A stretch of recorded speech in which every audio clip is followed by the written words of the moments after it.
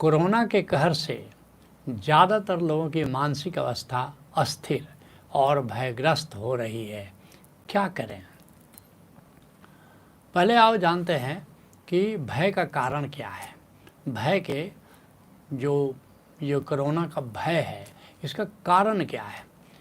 पहला कारण है असामयिक मृत्यु की संभावना पैदा हो गई है। हम सोचते हैं कि अभी मृत्यु होनी नहीं थी, अगर कोरोना नहीं आता तो हम मरते नहीं, कहीं ऐसा ना हो कि कोरोना के कारण हम मर जाएं, जबकि मृत्यु सुनिश्चित है।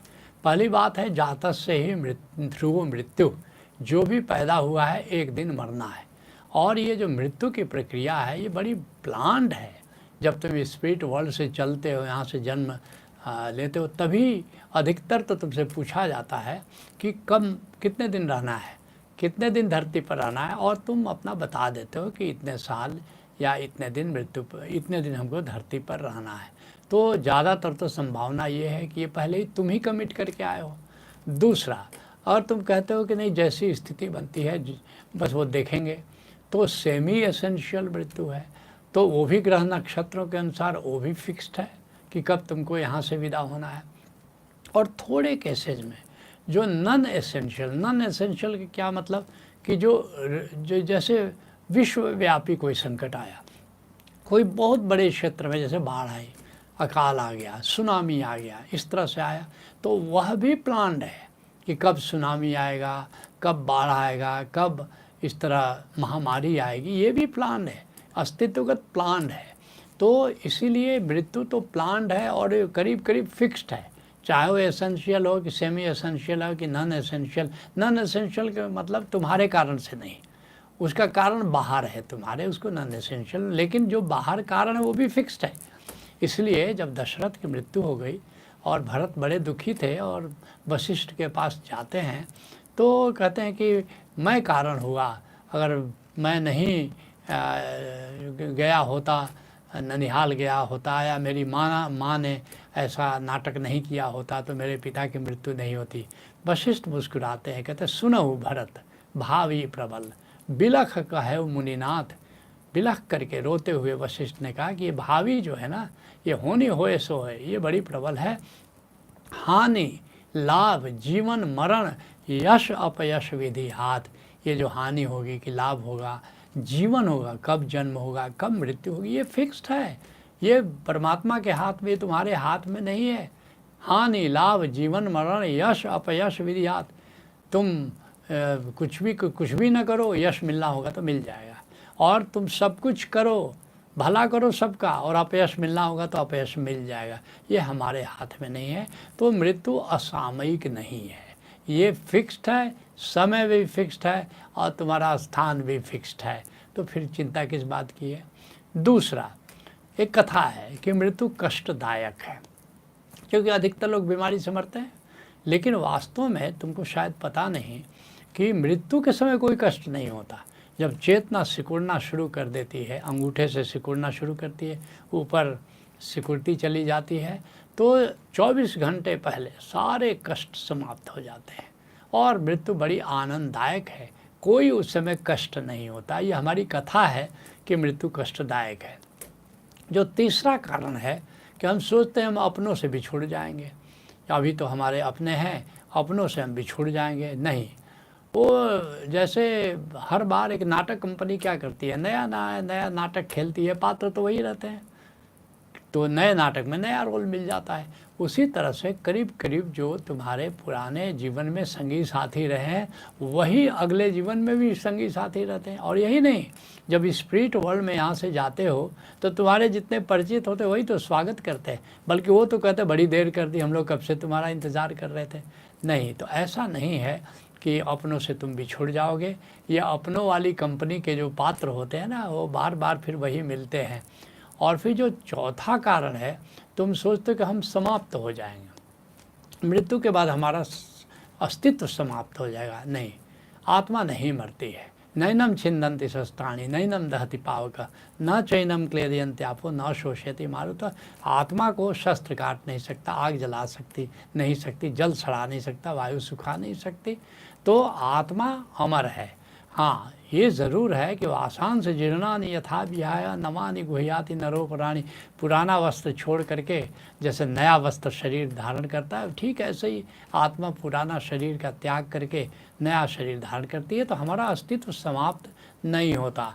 और जो पांचवा कारण है कि तुम सोचते हो कि यहाँ तो सब कुछ परिचित है, मृत्यु के बाद तो सब कुछ अपरिचित होगा, तो फिर अपरिचित होने का, अपरिचय का भय एक रहता है कि पता नहीं वहाँ क्या होगा। बच्चन ने कभी लिखा था, इस पार प्रिय मधु है तुम हो, उस पार न जाने क्या होगा, लेकिन कोई चीज़ अपरिचित नहीं है। वो यहाँ भी परिचित है, वहाँ भी परिचित है, सब कुछ परिचित है। वैसे भी तुम देखो ना, तुम अगर कहीं नौकरी करते हो तो तुम्हारा ट्रांसफ़र होता है और तुम जल्दी ट्रांसफ़र, हमने देखा है हमारे कई साथी थे ट्रांसफ़र से बड़ा घबराते थे। अरे क्यों घबरा रहे हो, नई जगह नए दोस्त मिल जाएंगे।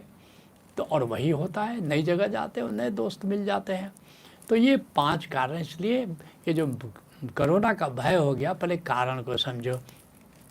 अब मैं तुमसे शेयर करना चाहूँगा कि कोरोना से बचने के उपाय क्या है। क्योंकि एक बात याद रखो कि मृत्यु निश्चित है, इसका ये मतलब नहीं कि हम पुरुषार्थ नहीं करें।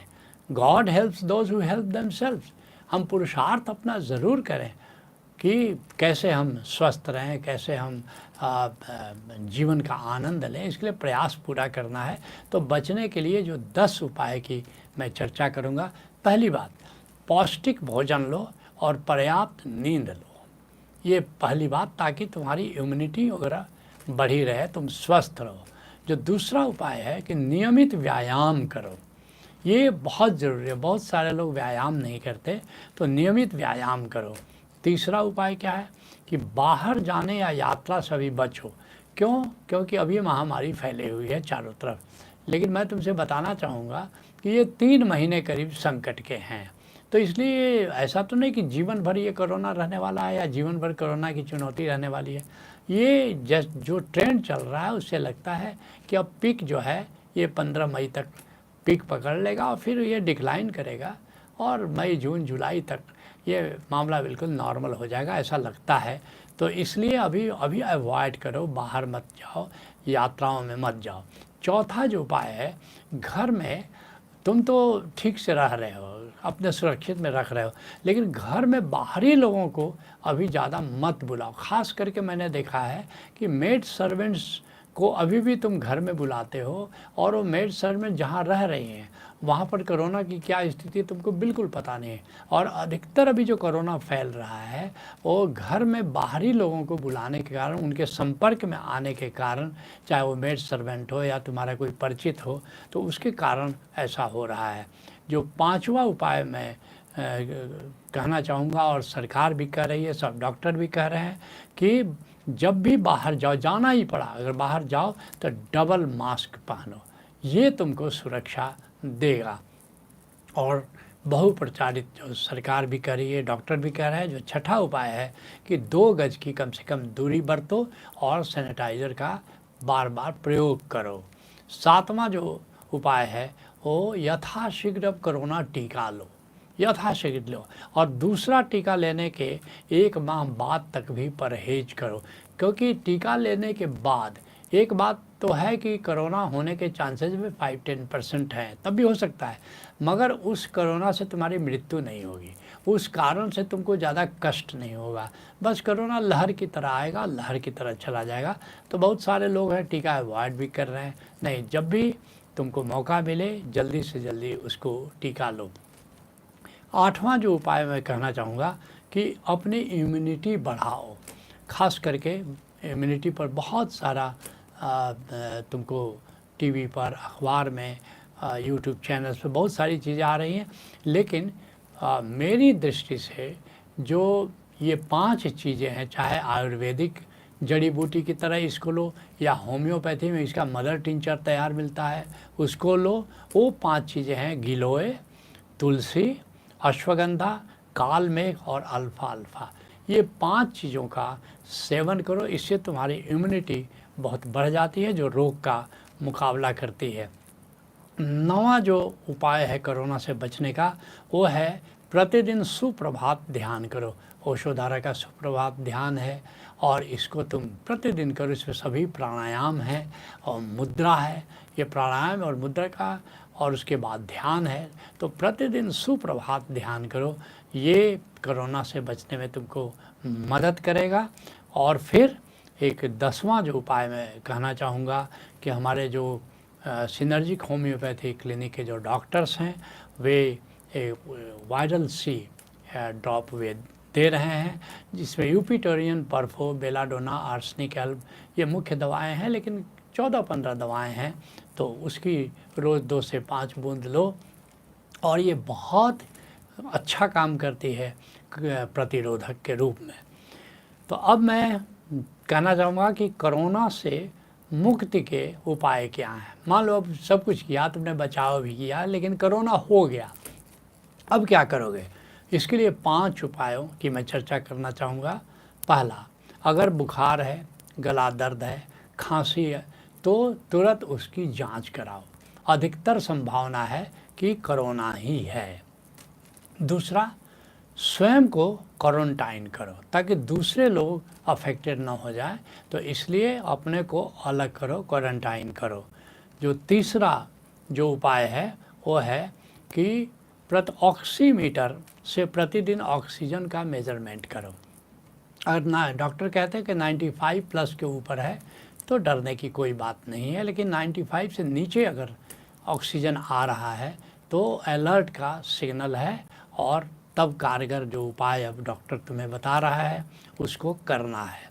जो चौथा जो उपाय है कि जो वायरल से जिसकी मैंने चर्चा की, जिसमें यूपिटोरियन, परफो आदि हैं, अब उसको 3-3 घंटे पर लेना शुरू करो। ये वायरल इन्फेक्शन में बहुत ही अच्छा काम करती है।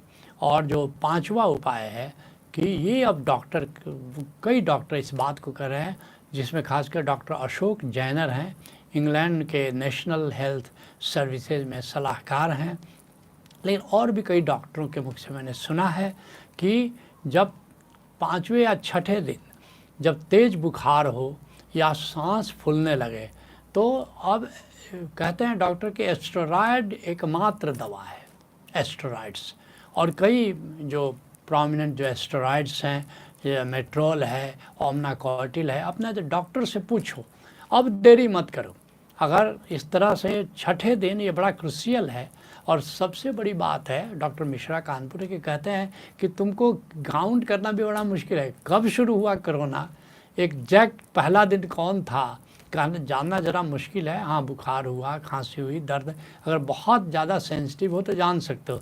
इसलिए जैसे ही सांस फूलना शुरू करो या 5वें-6ठे दिन टेम्परेचर, सर दर्द, तो अब वो जो एस्टेरॉयड लेने का वो सही समय है। अगर उस समय तुमने एस्टेरॉयड ले लिया तो डॉक्टर अशोक जैनर कहते हैं कि उन्होंने हज़ारों पेशेंट को ट्रीट किया है और कोई भी मृत्यु को प्राप्त नहीं हुआ। अगर सही समय पर एस्टेरॉयड ले लिया तो मृत्यु की कोई संभावना नहीं है। तो इस बात को खूब ख्याल में रखना है। लेकिन हाँ, कुछ लोग अपने से एस्टेरॉयड लेना शुरू करते हैं और पहले ही ले लेते हैं। नहीं, पहले अगर एस्टेरॉयड ले लेते हो तो निमोनिया में वो ले जा सकता है, ऐसा डॉक्टर कह रहे हैं, मैं नहीं कह रहा हूँ। तो इसलिए सही समय पर ही एस्टेरॉयड का प्रयोग करो और वो भी डॉक्टर की निगरानी में करो। अब तुम्हारे मूल प्रश्न पर आते हैं। तुम कहते हो कि भय लगता है, तो अब भय से मुक्ति के 7 उपाय तुमको बताना चाहेंगे। पहली बात, भय क्यों लगता है? टीवी देखते हो और टीवी में जो ऑडियो विजुअल देखते हो ना कि कैसे व्याप्त है सब हॉस्पिटल में, लोग कैसे त्राहिमाम मचा हुआ है, अफरा तफरी मचे हुए है। तो मेरी सलाह है कि प्रतिदिन 15 मिनट से ज़्यादा आजकल ये खबरें मत देखो, टीवी मत देखो। ये टीवी तुम्हारे भीतर भय पैदा कर रहा है। जो दूसरा उपाय मैं बताना चाहूँगा कि गहरी सांस लो और वो भी अंतर कुंभक के साथ 10 मिनट। जैसे गहरी सांस तो हमेशा लो, लेकिन प्रतिदिन कम से कम 10 मिनट और हो सके तो 2 बार अंतर कुंभक के साथ लो। 25 सेकंड सांस लो और 25 सेकंड तक सांस रोके रहो और फिर सांस को छोड़ो। तो इससे क्या होगा, एक तो ऑक्सीजन लेवल तुम्हारा बढ़ा रहेगा और एक कॉन्फिडेंस आएगा। और एक बात याद रखो, अगर 25 सेकंड तक तुम सांस होल्ड कर रहे हो, इसका मतलब ये है कि तुम्हारा फेफड़ा बिल्कुल स्वस्थ है और डरने की कोई बात नहीं है।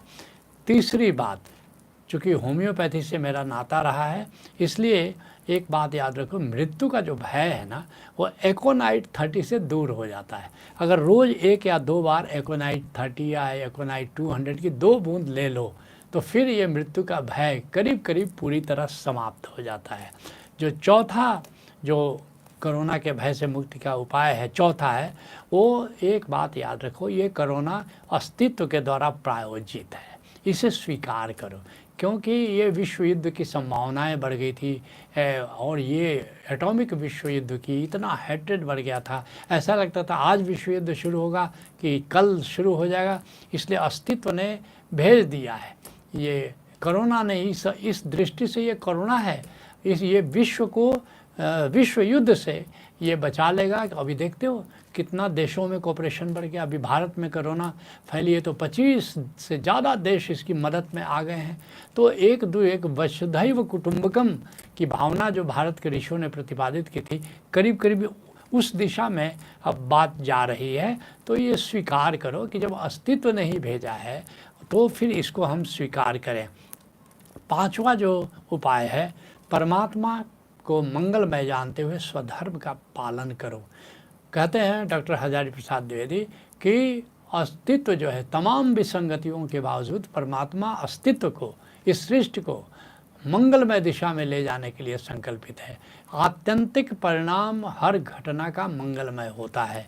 तो इसलिए जो भी परमात्मा ने भेजा है वो शुभ के लिए होगा, भविष्य में शुभता के लिए ही होगा।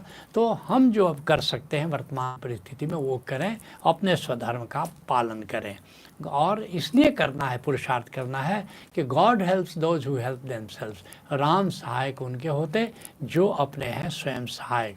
जो छठा उपाय है कि आनापानसति योग करें। आनापानसति योग करें। आनापानसति योग क्या है? आत्मस्मरण के साथ आती और जाती सांसों पर ध्यान दें। इससे भय से आप मुक्त हो जाते हैं। एकापोल की घटना आपको याद होगी, थाईलैंड में जो कोच था जो अपनी टीम के साथ गुफा में चला गया और कैसे बाढ़ आ गई, गुफा में पानी चला गया। लेकिन फिर ये घटना 23 जून को हुई और 10 जुलाई को जब रेस्क्यू टीम पहुंची तो उसके बिल्कुल शांत था। और जब सब को निकाला गया और मेडिकल जांच हुई तो सब ठीक थे। एकापोल से लोगों ने पूछा कि इतना शांत, इतना मगन और मुस्कुरा रहा था। कहा कि हाँ, मैं आनापानसति योग करता हूँ, इसलिए मेरे मन में कोई भय नहीं था, मेरे मन में कोई अस्थिरता नहीं थी, कोई चंचलता नहीं थी। तो आनापानसति योग इस पीरियड में करना है। और फिर 7वां उपाय है, सदा साक्षी रहो, आत्मस्मरण में रहो और जीवन को उत्सव के रूप में देखो। और फिर देखोगे कि कोरोना के भय से पूरी तरह मुक्त हो जाओगे। तो आज सत्संग को यहीं विराम देते हैं। हरि ओम तत्सत।